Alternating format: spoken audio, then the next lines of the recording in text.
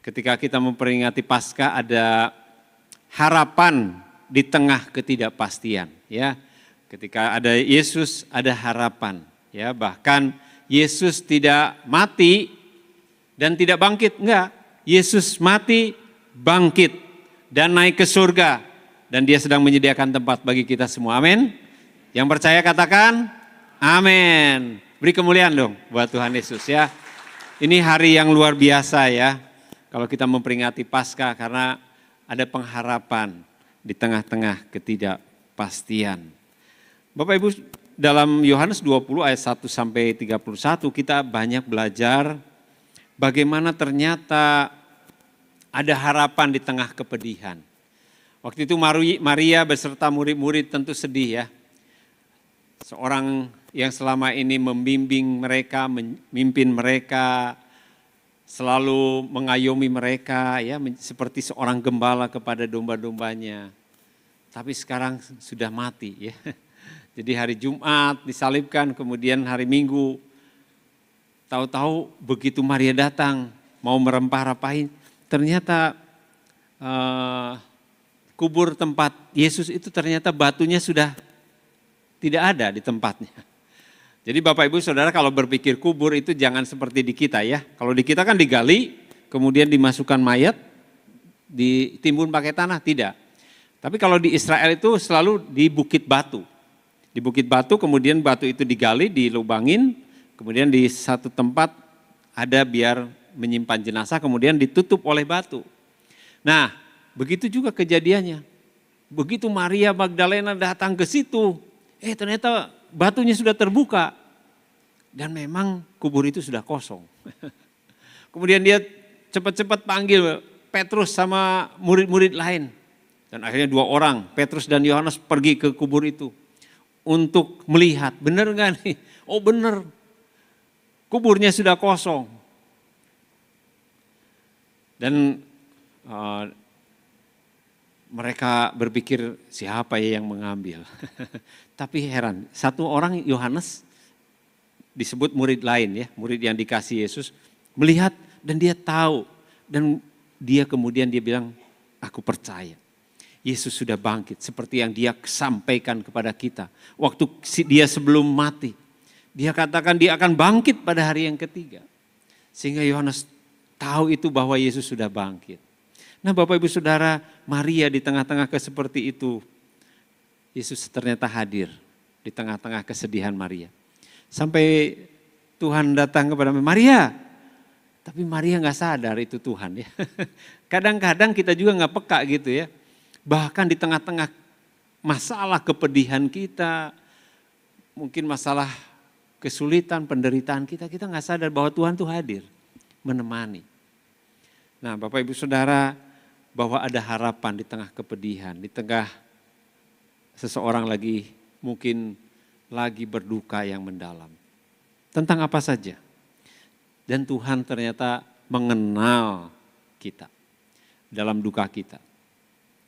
Seperti yang dikatakan di Mazmur 34 ayat 18. Tuhan itu dekat kepada orang-orang yang patah hati dan Ia menyelamatkan orang-orang yang remuk jiwanya. Ternyata pemazmur ini mengerti, ya, Tuhan itu begitu dekat dengan orang yang patah hati. Orang yang remuk jiwanya. Ini dialami oleh Daud. Daud mengalami masa-masa sulit. Dia dikejar-kejar oleh Saul, akan dibunuh. Ketika suatu kali juga pengikutnya justru mau membunuh dia. Bahkan suatu kali dia harus ke negara lain, musuhnya, negara Filistin. Dia pura-pura gila. Dia begitu sedih, dia begitu remuk jiwanya. Tetapi dia merasakan Tuhan dekat dengan dia. Bapak Ibu Saudara, ada harapan di tengah kepedihan. Kalau kita ada di dalam Kristus Yesus. Kemudian ada harapan menembus ketakutan. Waktu Tuhan Yesus setelah kematiannya, murid-murid bingung. Bahkan ketika kubur itu kosong, mereka akhirnya tinggal di satu tempat, kunci pintu, dia ketakutan mereka. Takut orang Yahudi mendatangi mereka dan menangkap mereka. Ada ketakutan. Tapi bersyukur, ya, ternyata di tengah-tengah ketakutan, Yesus dalam tubuh yang baru menembus tembok. Dan akhirnya berdiri di tengah-tengah murid-murid, memberikan damai sejahtera kepada mereka. Wah, itu tadinya takut mereka, tidak ada harapan, sekarang punya harapan yang besar. Ketakutannya menjadi hilang, sekarang diubah menjadi suatu misi yang baru. Dia harus cerita ke sebanyak mungkin orang tentang Yesus. Bapak Ibu Saudara lihat, masalah situasi tidak berubah. Tapi harapan itu tidak tergantung pada situasi, tetapi pada kehadiran Kristus. Jadi saudara, kalau kita ada dalam situasi yang sulit sekarang ya, apalagi sekarang kalau usaha itu susah ya, ada ketidakpastian, perang dagang, tarif, ya Amerika, China, kemudian Uni Eropa, wah sekarang berkembang ke berbagai negara. Semua sulit, tidak ada kepastian, semua takut. Tetapi ingatlah ini, harapan tidak tergantung pada situasi, tetapi pada kehadiran Kristus. Murid-murid tidak ada kepastian saat itu, tetapi ketika ada hadir Yesus, mereka sekarang ada harapan, ada kepastian yang baru yang dia peroleh. Coba Bapak Ibu lihat, kalau Bapak Ibu lihat ceritanya tentang Paulus dan Silas. Dia ada di dalam tengah-tengah penjara yang paling dalam. Ada 4 regu di situ, paling dalam. Nggak ada kepastian, besok mungkin akan dibunuh. Nggak ada kepastian hidup, situasinya nggak berubah. Tetapi di tengah-tengah penjara itu, dia tahu ada Tuhan. Dia doa sama Tuhan, dia nyanyi sama Tuhan. Dan Tuhan hadir, memberikan ketenangan buat dia. Dan Tuhan memberikan pertolongan buat dia. Sehingga itu pintu-pintu penjara terbuka, belenggunya terbuka, semua terbuka. Akhirnya mereka bisa keluar dengan tenang begitu ya. Tapi mereka tidak lakukan itu. Bahkan mereka membuat kepala penjara bertobat dan terima Tuhan. Lihat lagi Stefanus, Bapak Ibu Saudara. Stefanus ini seorang diaken. Tapi dia seorang yang berani juga memberitakan Injil. Dia berani memberitakan Injil ke berbagai tempat kepada orang-orang Yahudi. Dan ketika memberitakan Injil mereka marah dan mereka akhirnya memutuskan untuk merajam Stefanus. Tetapi di tengah-tengah situasi seperti itu coba kita lihat apa yang diceritakan oleh Alkitab. Ketika Stefanus dirajam dengan batu, dia menengadah ke atas dan dia melihat Yesus berdiri di samping Allah. Memberikan kekuatan. Dia tetap tenang di tengah-tengah situasi yang begitu sulit. Dia harus mengalami kematian. Dirempari dengan batu. Tapi dia tetap tenang. Lihat Bapak Ibu. Harapan menembus ketakutan. Ketakutan bahkan kematian sekalipun. Tidak membuat Stefanus menjadi makin takut enggak. Justru dia katakan Tuhan ampuni mereka. Karena mereka tidak tahu apa yang mereka perbuat. Jangan tanggungkan itu kepada mereka. Luar biasa. Mana ada orang yang ketakutan bisa berkata demikian Bapak Ibu. Tetapi karena kehadiran Tuhan, situasi tidak berubah. Dia tetap dirajam oleh batu. Tetapi kehadiran Tuhan itu membuat Stefanus tetap kuat. Bapak Ibu Saudara, apapun yang sedang kita hadapi, apapun yang sedang kita alami, kalau Yesus hadir, percayalah, di situ ada damai sejahtera. Di situ ada harapan yang membuat kita tidak takut lagi.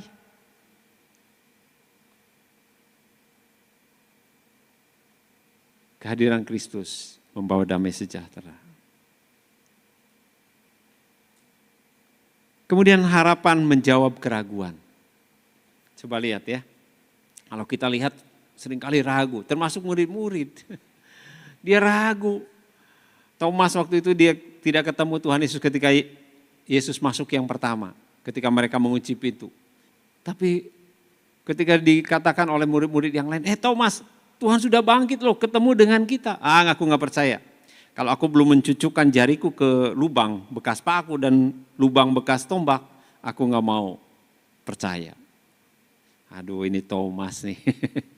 Padahal dia udah ikut Tuhan lama ya, seringkali disampaikan. Tapi ketika dia ragu seperti itu, Tuhan itu setia ya. Saudara gak pernah ragu-ragu dalam mengikut Tuhan? Kadang-kadang saudara dibikin ragu ya. Aduh lagi menggebu-gebu, saudara ada masalah ya, ada sakit penyakit, ada masalah apa, keuangan. Aduh Tuhan, saya udah mengikut Tuhan loh ini. Tapi kok menjadi ragu. Tapi justru di saat-saat ragu itu Tuhan itu setia ya. Dia datang lagi. Dan waktu itu Thomas lagi kumpul. Thomas, cucukan jarimu ya. Ini lubang bekas paku, ini lubang bekas tombak. Kemudian apa yang dikatakan oleh Thomas? Ya Tuhanku, ya Allahku. Berubah sekarang. Dia makin mengenal Tuhan. Dia makin mengenal Yesus. Siapa Yesus itu? Dia bisa berkata, Engkau Tuhan, Engkau Allahku. Luar biasa ya. Jadi ternyata ketika seseorang berjumpa dengan Yesus, itu akan pengenalan lebih lagi buat dia. Selama ini mungkin dia berpikir hanya seorang guru, seorang raja yang akan membebaskan orang Israel dari perbudakan Roma. Tapi hari itu dia katakan, ya Tuhanku dan Allahku. Bapak Ibu Saudara, seringkali ketika kita ragu dan ketika kita berjumpa dengan Tuhan, itu iman kita makin kuat dan makin mengenal Tuhan. Justru di saat-saat seperti itu Tuhan itu setia. Saya yakin kalau saya tanya nih Bapak Ibu Saudara sudah mengalami itu. Ketika ragu, ketika ada masalah, kesulitan, tahu-tahu ketika Tuhan menolong kita, Tuhan kelihatannya benar-benar hadir seperti, aduh ini pasti pertolongan Tuhan. Kita makin kuat, makin kuat. Rasul Paulus berkata di dalam Filipi 3 ayat 8 dan 10, malahan segala sesuatu kuanggap rugi karena pengenalan akan Kristus Yesus Tuhan. Lebih dari segalanya. Jadi dia katakan yang ku kehendaki ialah mengenal dia dan kuasa kebangkitannya. Paulus katakan aku lebih lagi ingin mengenal Tuhan, lebih dari segala-galanya. Kalau dulu aku lebih mengenal tentang bagaimana menjadi pemimpin, seorang Yahudi yang hebat, seorang Farisi yang hebat, tapi sekarang semuanya itu ku anggap rugi karena pengenalanku akan Kristus Yesus. Jadi mengenal Kristus itu sesuatu yang luar biasa. Bapak Ibu Saudara, kalau saudara ragu datang sama Tuhan. Seperti yang dilakukan Paulus. Aku mau lebih mengenal Tuhan. Setiap hari biarlah aku makin mengenal Engkau Tuhan. Perempuan di Samaria ya Bapak Ibu. Perempuan Samaria waktu itu dia datang siang-siang. Untuk ngambil air di Samaria itu. Kemungkinan biasanya kalau ambil air itu pagi, tapi ini si perempuan ini justru siang. Kemungkinan dia malu dengan kehidupannya, mungkin digosipkan oleh orang. Kemudian waktu itu dia ketemu dengan Yesus. Dan ketika ngobrol dengan Yesus dia makin mengenal, dia ini Mesias. Dia ini yang dijanjikan oleh Allah. Dia Mesias. Kemudian dia cerita ke sebanyak mungkin di kotanya. Dia datang ke kota itu, dia cerita, aku sudah ketemu dengan Mesias.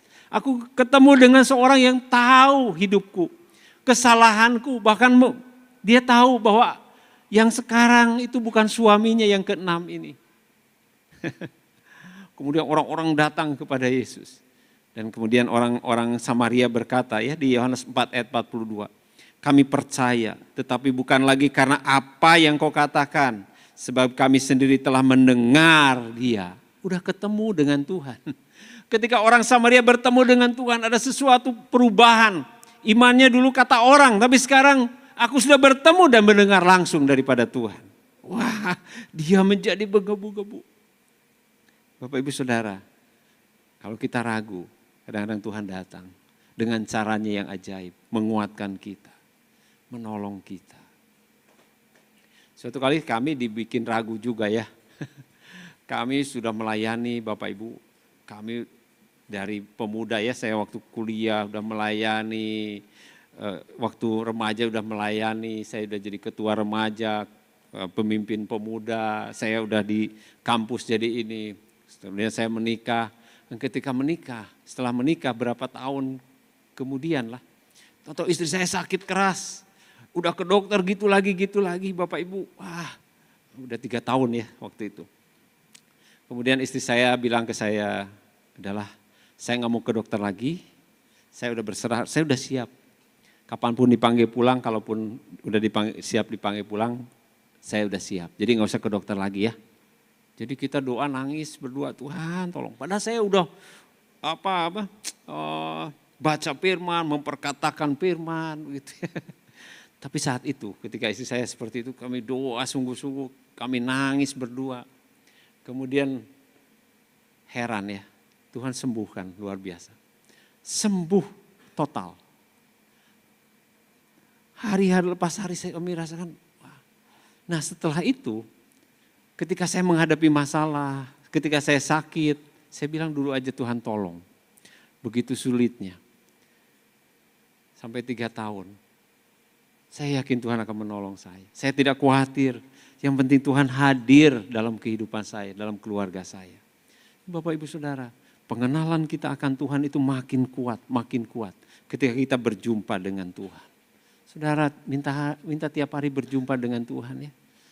Dia Allah yang begitu baik. Dia akan menyatakan dirinya kepada orang yang mau mencari dia. Pada orang yang mau sungguh-sungguh mau dekat dengan Tuhan. Kadang-kadang saudara yang ingin jauh dari Tuhan. Pagi gak pernah doa kepada Tuhan. Kalau ada masalah juga gak pernah doa. Saudara pakai kekuatan sendiri. Kadang-kadang kita yang jauh dari Tuhan. Tapi kalau ada apa-apa kita datang sama Tuhan. Kita makin mengenal Tuhan. Tuhan akan memberikan dirinya dinyatakan dalam kehidupan kita. Dan kita melihat kemuliaan Tuhan setiap hari dalam kehidupan kita. Kita melihat mujizat Tuhan setiap hari dalam kehidupan kita. Mujizat-mujizat yang belum pernah mungkin kita alami dalam hidup ini. Mungkin hal-hal yang kecil Bapak Ibu. Tetapi hal-hal kecil itu kalau memang itu dari Tuhan, wah kita merasa besar sekali. Kita merasa semakin mengenal Tuhan, luar biasa. Bapak Ibu Saudara, ada harapan ketika menjawab keraguan. Dan ketika kita berjumpa dengan Tuhan, iman kita makin naik. Iman kita semakin kuat. Kemudian kalau kita Bapak Ibu lihat ada harapan yang menghidupkan iman. Ternyata di dalam Yesus itu ada harapan yang begitu banyak ya. Harapan di tengah kepedihan. Kalau saudara ada kepedihan ada harapan di dalam Yesus itu. Ada harapan menembus ketakutan. Seringkali kita takut tapi ada di dalam Kristus ada pemulihan, ada keberanian, ya. Ketakutan menjadi hilang diganti dengan damai sejahtera. Ada harapan menjawab keraguan. Di dalam Yesus selalu kita diberikan kepastian. Tidak ragu-ragu lagi dalam menjalani hidup ini. Apalagi ketika berjumpa dengan Tuhan. Ada harapan yang menghidupkan iman. Yohanes 20 tadi di ayat yang terakhir dikatakan bahwa tujuan dia menulis surat ini adalah supaya orang itu percaya dan memiliki hidup yang kekal. Jadi saudara kalau Injil ini disampaikan kepada saudara tentang Yesus, tentang kematiannya untuk menebus dosa kita, tentang kebangkitannya mengalahkan maut, tentang kenaikannya ke surga, bahwa dia akan menyediakan tempat bagi kita orang-orang yang percaya. Hidup kekal bersama-sama dengan dia. Dan dia akan datang kembali kedua. Itu sesuatu yang pasti. Iman kita makin kuat. Ya. Dan Yohanes menulis ini supaya kita yang membaca, kita yang mendengar, percaya. Dan kita memiliki hidup yang kekal. Amin. Saudara memiliki hidup yang kekal ketika percaya kepada Injil. Percaya kepada Tuhan Yesus. Bahwa dia adalah Tuhan, dia adalah juru selamat kita.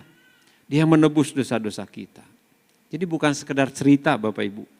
Ini kebangkitannya realitas. Kalau Bapak Ibu lihat di Alkitab, yang menyaksikan kebangkitan Yesus setelah Yesus mati, itu lebih dari 500 orang. Bukan main-main Bapak Ibu.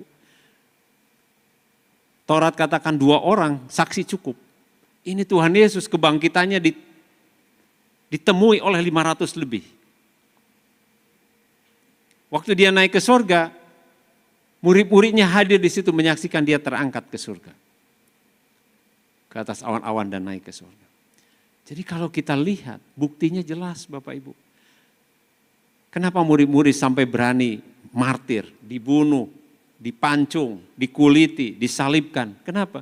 Karena dia tahu yang dia sembah itu adalah Yesus yang hidup, Allah yang hidup.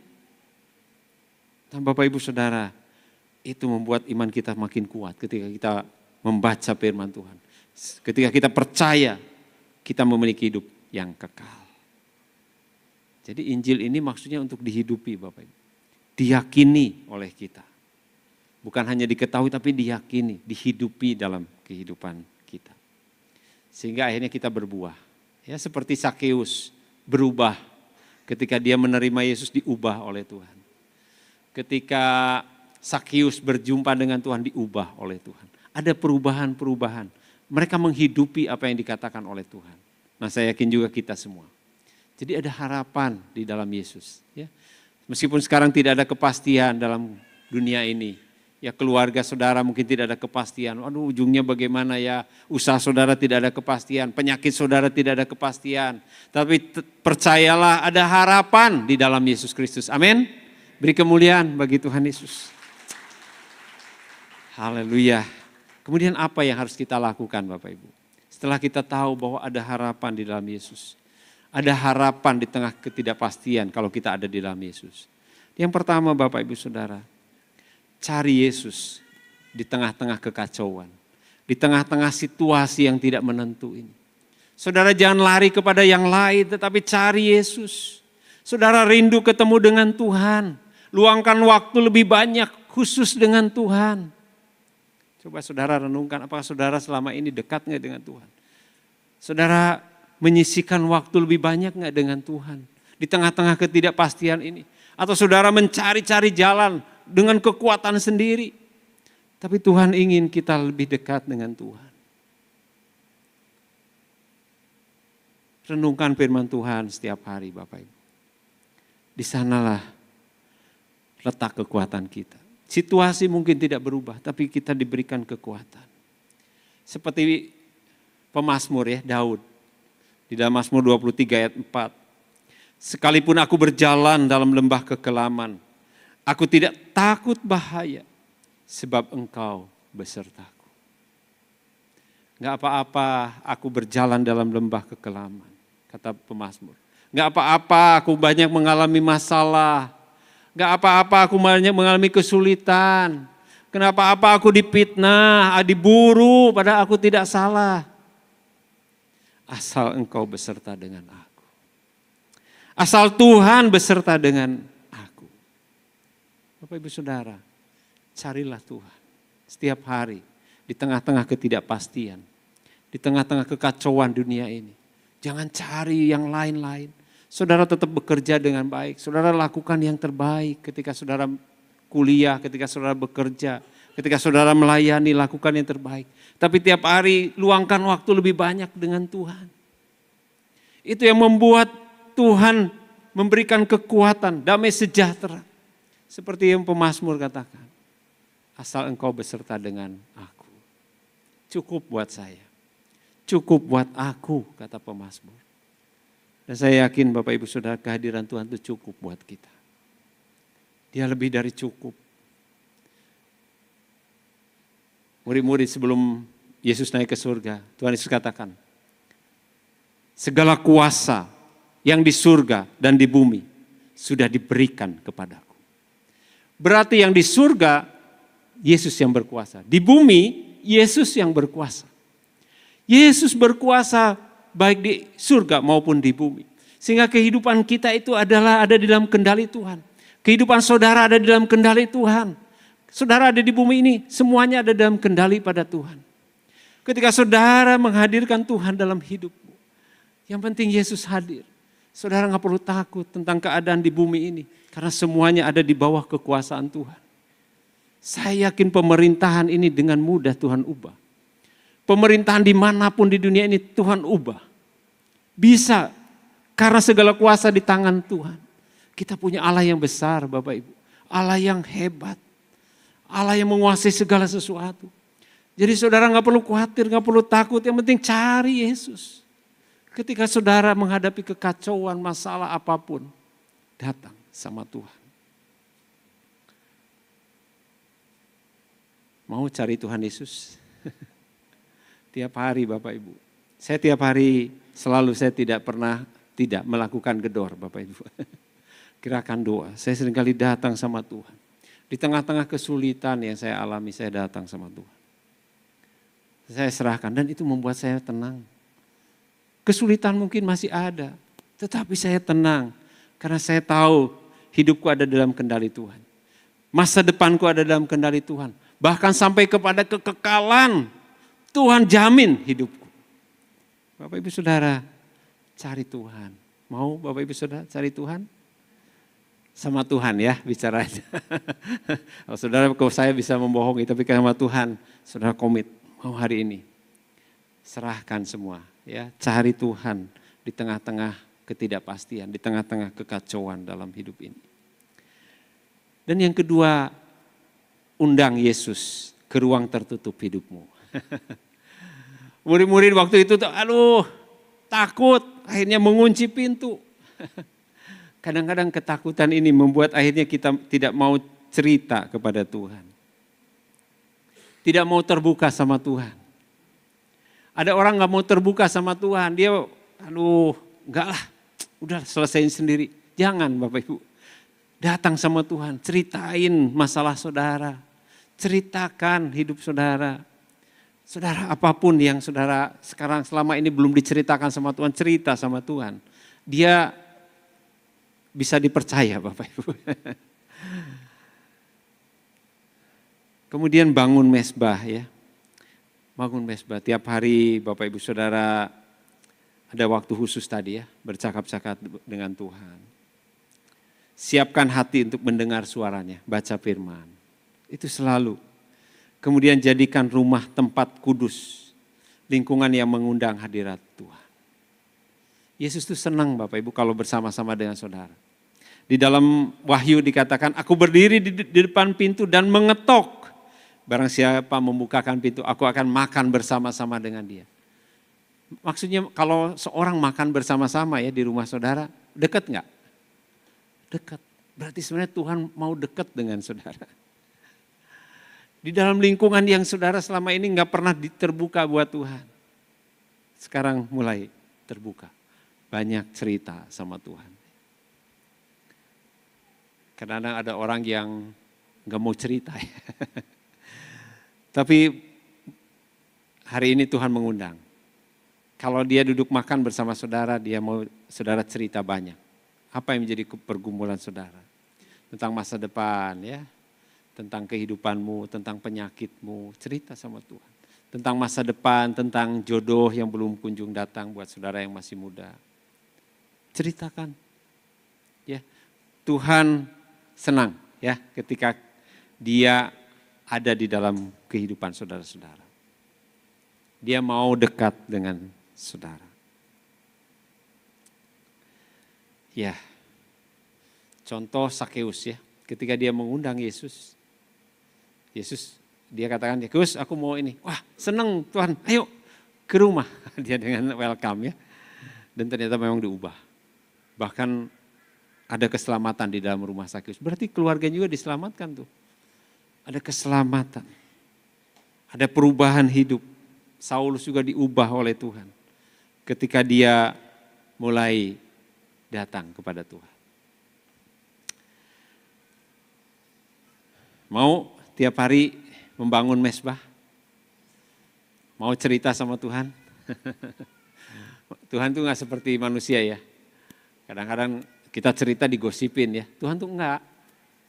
Kalau kita datang sama Tuhan, bahkan Tuhan akan membukakan sesuatu yang berbeda. Tuhan pernah mengajar kepada murid-muridnya seperti ini. Kamu kalau doa masuk ke pintu kamarmu, gak ada yang orang tahu, hanya kamu dengan Bapa. Nanti akan dijawab oleh Bapa, bahkan orang lain tahu semua. Sehingga orang lain tahu bahwa kamu sudah dijawab oleh Tuhan. Jadi ternyata di tempat rahasia kita berdua dengan Tuhan, ngobrol. Ternyata suatu kali ketika dijawab orang lain melihat bahwa Tuhan yang menjawab doa orang ini. Hebat ya. Jadi di secret place, di tempat rahasia, nanti Tuhan akan jawab secara terbuka. Luar biasa. Berarti Tuhan begitu ingin dekat dengan kita secara pribadi, Bapak Ibu. Saudara itu inginnya Tuhan tuh dekat dengan saudara. Undang ya, di dalam ruang tertutup. Yang selama ini nggak pernah terbuka, nggak pernah diceritakan sama Tuhan, mulai hari ini cerita. Amin? Mau cerita sama Tuhan? Tadi cari Tuhan ya, dalam kekacauan sekalipun, biarlah Tuhan dihadirkan dalam kehidupan kita. Kemudian undang Yesus di dalam ruang yang tertutup, yang selama ini ketakutan kita pendam. Kalau istri, suami mungkin ya nggak diketahui oleh mereka, tapi saudara punya Tuhan, cerita sama Tuhan, ya. Gampang kan kalau cerita sama Tuhan? Di kamar sendirian cerita sama Tuhan. Tuhan mendengar. Oke, yang ketiga, bawa keraguanmu ke hadapannya. Kalau saudara masih ada yang ragu, akui kepada Tuhan. Tuhan, aku kok masih ragu ya tentang hal ini. Kok aku masih rasanya kok belum yakin sungguh-sungguh ya dalam hal ini. Saudara ajak sama Tuhan. Datang sama Tuhan. Sampaikan kepada Tuhan. Kemudian kalau memang masih ragu tentang hal iman, saudara bisa gabung dalam satu komunitas ya. Di tempat ini ada komunitas sel, namanya Bikom. Saudara ikut gabung. Ya tentunya di Bikom itu tidak ada yang sempurna Bapak Ibu Saudara, tapi kita bisa saling menguatkan, saling meneguhkan, ya, saling mendoakan satu dengan yang lain. Sehingga kita makin teguh, makin kuat. Minta pertolongan juga orang-orang yang lebih rohani ya, dari Bapak Ibu Saudara. Bisa datang ya. Kantor saya selalu terbuka ya di Mekarwangi. Kalau saya tidak mengajar, kalau saya tidak ada rapat, banyak orang yang datang, ngobrol, ya, cerita. Dan kalau saya bisa menjawab, bisa menolong, saya akan berusaha menolong. Ya, jadi banyak hal yang bisa saudara lakukan ketika saudara ragu tentang sesuatu hal. Jadi banyak anak-anak muda juga banyak yang ini datang dan ketika ngobrol, ketika saya sampaikan apa yang saya ketahui dari Injil, dari Alkitab, kemudian dia teguh, wah kuat. Jadi tiap hari saya sekarang semangat Pak. Katanya. Saya semangat membaca Alkitab, saya semangat melayani Tuhan. Saya juga sekarang banyak diubah. Dulu saya suka ngerokok, sekarang enggak lagi. Dulu saya suka mabuk-mabukan, sekarang saya enggak lagi. Wah saya sudah diubah Pak. Kadang-kadang keraguan itu karena kita dipendam begitu ya. Jangan. Kita harus cerita sama Tuhan secara jujur. Kemudian kalau ada teman-teman rohani, saudara seiman, saudara datang. Saudara bisa sampaikan, ya, saudara bisa tanya. Nanti kita akan makin kuat, ya. Nah, Daud ya dalam pengakuannya di Mazmur 51. Ia berkata terhadap engkau sajalah aku telah berdosa. Dia katakan kepada Tuhan, Tuhan aku tahu, engkau tahu aku sudah berdosa. Orang lain gak ada yang tahu tapi dia katakan sama Tuhan, aku sudah berdosa Tuhan. Berarti dia pengakuan dengan jujur kepada Tuhan. Tapi Saul enggak, saudara-saudara. Coba lihat Saul. Dia lebih banyak ketika ketemu dengan Samuel, dia berdalih. Wah karena ini beralasan. Tapi Daud enggak. Sama sekali dia tidak beralasan. Tuhan aku ragu Tuhan. Aku ini orang berdosa Tuhan. Dia cerita. Kalau dia ragu dia cerita. Kalau dia bilang berdosa, berdosa. Dia jujur kepada Tuhan. Sebab itu Daud ini seorang yang benar-benar mendapat kasih karunia daripada Tuhan. Dia adalah orang yang aku berikan kasih karunia. Dia orang yang benar-benar aku sangat kasihi, kata Tuhan. Padahal Daud gak sempurna, banyak salah. Tetapi dia melakukan itu karena dia benar-benar seorang yang jujur di hadapan Tuhan. Yang seorang yang mau datang. Ketika dia setelah melakukan perzinahan, dia datang juga. Akhirnya Tuhan suruh seorang nabi ya datang dan akhirnya dia baru sadar dan dia katakan Tuhan ampuni saya. Dia dengan jujur, dia nggak mau beralas-alasan. Nah, hati-hati saudara-saudara, jangan sampai saudara datang sama Tuhan, Tuhan ampuni saya tapi bukan saya yang salah, orang itu yang salah. Kira-kira jujur nggak? Mulai berdalih. Tapi Tuhan tuh ingin kita mengakui dengan jujur kepada Tuhan. Ya. Ada seorang, ini pendeta ya Bapak Ibu ya, tapi Bapak Ibu gak akan tahu ya, yang di YouTube juga gak akan tahu pendetanya siapa. Pak, saya waktu muda saya melakukan aborsi.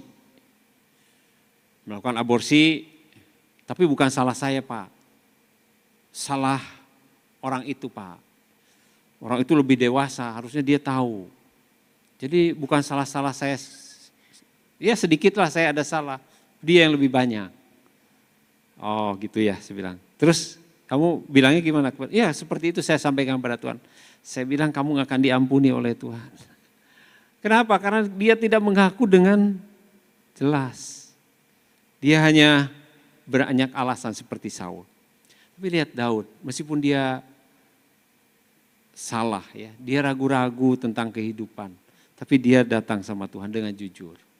Ketika dia berdosa juga dia datang kepada Tuhan dengan jujur. Nah Bapak Ibu Saudara, kita harus datang kepada Tuhan dengan tulus, dengan jujur, akui ya. Kemudian juga datang kepada saudara seiman ya, yang saudara bisa anggap baik. Yang rohaninya lebih baik daripada saudara. Ya, yang punya kerohanian yang lebih baik. Ya, bawa keraguan saudara ke hadapan Tuhan. Saya berharap sih tidak ada yang ragu lagi ya. Apalagi kepada Tuhan, bahwa dia adalah Allah, dia adalah Tuhan dalam hidup kita. Yang selalu hadir dalam hidup kita. Oke, yang terakhir, hidupi Injil setiap hari. Bapak Ibu Saudara, Tuhan ingin kita menghidupi Injil setiap hari. Jangan sampai kita mendengar, kemudian kita yakin, tetapi kita tidak melakukannya. Tuhan ingin kita menghidupinya dalam setiap hari. Jadikan bahwa apa yang Tuhan katakan melalui Alkitab, melalui Injil ini, kita praktekkan dalam kehidupan kita setiap hari. Kita lakukan dalam kehidupan sehari-hari. Seperti tadi ya, ketika saudara tiap hari bangun, mulailah mencari Tuhan. Saudara lakukan itu. Saudara mulai mengundang Tuhan dalam hal-hal yang sifatnya benar-benar itu yang selama ini ditakutkan. Gak mau cerita ke semua orang, bahkan kepada Tuhan juga gak mau cerita. Saudara cerita, karena keinginduan Tuhan adalah dekat dengan saudara. Ketika saudara ragu, datang sama Tuhan. Dan sekarang hidupi Injil setiap hari. Kalau Tuhan suruh saudara saksi kepada orang lain. Saksikan tentang Injil kepada orang lain. Saudara lakukan itu. Mulai bersaksi. Dulu sebelum kenal Tuhan saya seperti ini. Saya hidup bok-brok, saya seringkali menipu. Tapi setelah menerima Yesus, sekarang saya diubah loh oleh Tuhan Yesus. Sekarang kehidupan saya dibaharui oleh Tuhan. Sekarang hidup saya menjadi baru. Sekarang hidup saya karakternya makin indah seperti Kristus. Kamu mau enggak? Kamu juga terima Tuhan Yesus ya. Nanti dosa-dosa kamu diampuni. Nanti kamu diselamatkan. Itu kepastian. Kalau kamu berusaha hidup dengan baik, itu tidak menyelamatkan. Tapi itu buah dari kehidupan setelah kamu percaya kepada Tuhan. Oh gitu ya. Nanti mereka juga tahu-tahu kalau kasih karunia, ini Bapak Ibu Saudara. Mereka akhirnya percaya dan menerima Tuhan Yesus. Nah Bapak Ibu Saudara, mulailah bersaksi, mulailah melayani orang lain. Melayani itu tidak selalu di dalam gereja ya. Gereja ini perlu saudara-saudara dalam pelayanan. Saudara kalau mau melayani, silakan hubungi Pak Kustanto ya dengan pengurus-pengurus yang ada. Saudara daftar. Tapi kalau menurut saya kalau di Alkitab itu dalam segala bidang Bapak Ibu. Kalau kita melayani itu dimanapun, di keluarga. Saudara kalau melayani sekarang, melayani anak dengan baik, merawat dia dengan baik, itu sebenarnya lagi melayani. Kalau saudara ada orang-orang yang susah, saudara layani mereka dengan tulus. Sesungguhnya saudara sedang melayani Tuhan. Di Matius 25 dikatakan, ketika raja itu datang, kemudian domba-domba yang ada di sebelah kanannya itu bilang, Tuhan kapan ya Tuhan lapar aku memberi engkau makan? Ketika engkau telanjang aku memberi pakaian. Ketika aku di penjara engkau menengok aku. Ketika aku sakit engkau melawat aku. Kapan ya Tuhan? Kemudian raja itu bilang gini. Sesungguhnya ketika engkau melakukan sesuatu yang kepada orang yang paling hina ini. Kepada orang yang tidak berarti. Kamu sudah melakukannya buat aku. Jadi sebenarnya domba-domba ini yang disebut domba-domba orang percaya ini. Mereka melakukan tugasnya dengan itu aja, bukan berarti ingin diselamatkan. Dia melakukan tugas apa aja yang terbaik waktu itu dengan tulus. Nah Bapak Ibu Saudara juga ketika melayani, lakukan dengan tulus buat saudaramu, buat keluargamu, buat siapapun yang ada di lingkungan Bapak Ibu Saudara. Sesungguhnya saudara sedang melayani Tuhan. Para pelayan di sini mempersilahkan ya, dari pagi mempersiapkan ini semua rapi-rapi ya. Yang WR mempersiapkan lagu sebaik mungkin. Semua itu sebenarnya kita sedang melayani Tuhan. Sedang menghidupi Injil itu. Kemudian juga mengasihi. Jadikan kasih itu sebagai motivasi utama. Bapak Ibu Saudara, seringkali kita nggak mau mengampuni orang yang bersalah kepada kita. Seringkali kita tidak mau mengampuni orang yang sudah menyakiti kita, betul nggak? Tapi sekarang ketika kita menghidupi Injil, kita tahu bahwa Tuhan sudah mengasihi kita. Kita pun sama orang berdosa yang harusnya masuk dalam api neraka yang kekal. Tetapi oleh karena Tuhan, kita diselamatkan, kita diampuni, kita ditebus oleh darah Yesus. Sebab itu saya juga mau mengampuni orang lain. Bapak Ibu Saudara, kalau kita lihat, sebenarnya kehidupan kita itu adalah karena kasih karunia, anugerah yang Tuhan beri buat kita. Iman tanpa perbuatan adalah mati, kata Yakobus. Nah seringkali ini akhirnya salah memahami ya. Yakobus katakan di Yakobus 2 ayat 17, iman tanpa perbuatan adalah mati. Gitu ya. Hakikatnya adalah mati. Tapi di Roma 3 ayat 28, Paulus berkata begini, karena kami yakin bahwa manusia dibenarkan karena iman dan bukan karena ia melakukan hukum Taurat atau melakukan perbuatan baik. Loh, ini kok kayak bertentangan? Enggak bertentangan ya Bapak Ibu. Alkitab selalu tidak bertentangan satu dan yang lain. Kita salah menafsirkannya. Jadi maksudnya Paulus memang benar bahwa kita diselamatkan itu karena percaya kepada Tuhan Yesus. Ketika kita percaya menerima Yesus, Engkau sebagai Tuhan dan Juru Selamat dalam hidupku Tuhan. Ampuni dosa-dosaku, darah-Mu membasuh saya. Maka saudara dibenarkan, saudara diselamatkan oleh Tuhan. Tetapi Yakobus berbicara orang yang sungguh-sungguh percaya Yesus, maka sekarang hidupnya pun berubah. Enggak mungkin orang yang percaya pada Yesus sungguh-sungguh, dia jahat tetap jahat hidupnya. Dia dulunya sering menipu tetap menipu. Dia dulunya sering berzina tetap melakukan perzinahan, tidak. Akan ada perubahan. Itu yang dimaksud oleh Yakobus. Bukan berarti karena perbuatan baik kita diselamatkan. Tetap keselamatan itu karena iman kepada Yesus. Karena kasih karunia di dalam Yesus. Bapak Ibu Saudara, dan terakhir Tuhan katakan kepada ketemu dengan murid-muridnya. Damai sejahtera ku berikan bagimu. Damai sejahtera bagimu. Ini maksudnya apa ya? Ternyata ada harapan sejati di dalam Yesus. Tidak tergantung pada dunia yang tidak stabil ini. Dunia ini gak stabil Bapak Ibu, hari ini seperti ini ya, nanti rubah lagi, besok berubah lagi, gak stabil. Tetapi kalau di dalam Kristus ada harapan yang pasti, harapan yang sejati. Damai sejahtera itu berbicara apa Bapak Ibu? Dulu kita itu bermusuhan dengan Allah. Tapi sekarang ketika Yesus datang, kita diampuni, kita diperdamaikan dengan Allah. Kita sekarang bisa ngobrol dengan Tuhan. Makanya tadi, ayo carilah aku, karena kita sudah diselamatkan, karena kita sudah didamaikan dengan Allah. Tapi saudara kalau yang belum percaya Yesus nggak bisa datang kepada Allah. Tapi sekarang saudara bisa, kesulitan, ketakutan saudara datang sama Tuhan. Undang dia di dalam rumahmu, di dalam kehidupanmu. Yang paling tersembunyi sekalipun, sampaikan kepada Tuhan. Dan damai sejahtera ini juga seperti jangkar jiwa yang kuat. Ini Kristus bangkit ya. Kalau orang pemimpin-pemimpin agama yang lain mati Bapak Ibu. Tetapi kalau Yesus tidak demikian. Yesus datang ke dalam dunia ini menjadi manusia. Dia Allah yang menjadi manusia. Kemudian dia mati untuk menebus dosa kita. Setelah mati bangkit. Setelah bangkit naik ke surga. Dan dia akan datang kembali. Dan dia sedang menyediakan tempat sekarang buat saudara.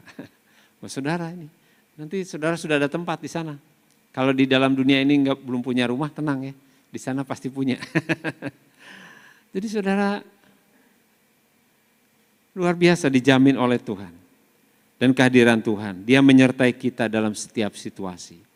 Di dalam Yohanes dikatakan, aku minta kepada Bapa supaya penolong yang lain itu, yaitu Roh Kudus, menyertai kamu selama-lamanya. Jadi orang-orang yang percaya, saudara percaya kepada Tuhan Yesus, amin? Roh Kudus beserta dengan saudara. Roh Kudus itu siapa? Allah, Bapak Ibu Saudara, yang menciptakan alam semesta ini. Dia berkuasa atas segala sesuatu, tidak dibatasi oleh waktu, punya kekuasaan yang tidak terbatas. Itu menyertai saudara. Sehingga saudara tidak perlu khawatir, tidak perlu takut. Ada harapan di tengah ketidakpastian. Dan kehidupan yang baru itu menjadi bagian kita.